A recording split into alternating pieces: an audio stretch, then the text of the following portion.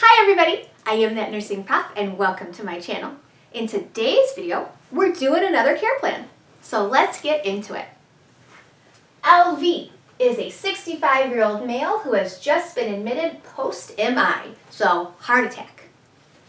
He was treated in the ER and is currently stable. He appears anxious.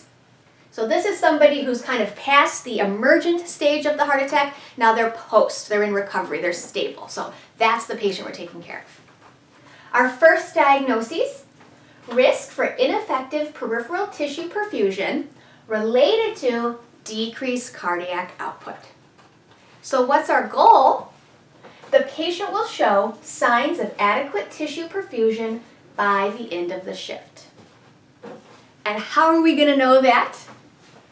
We're going to assess for hypotension, tachycardia, decreased peripheral pulses, and prolonged capillary refill time. So assessing all of this is going to tell us what's going on with the cardiovascular system, right? So our rationale, this data is useful in determining a low cardiac output state. So this is how we're going to know if we're actually meeting this goal. And then for our evaluation, we can say that yes, we did. Upon assessment, the patient's vitals were normal, peripheral pulses were +2, and capillary refill time was 3 seconds by the end of the shift. So that's how we're going to know through our assessment. The second diagnosis I wanted to point out was not so much the physical one, but more emotional, right? Because he's anxious, as is pretty common, right? If you have a cardiac event, you have a heart attack, something scary like that happens to you, an emergency, of course you're going to be anxious and afraid and worried about it.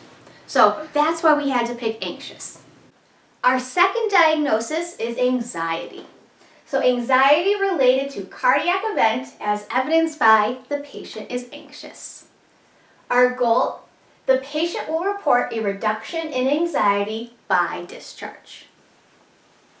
And now there's a million different interventions I could have gone with this one, but I wanted to think more like holistically and think of something that isn't so obvious that you wouldn't pick right away. So that's why I went with this one. Assess the need for spiritual counseling and refer as appropriate. If the patient finds support in religion, spiritual counseling may reduce anxiety.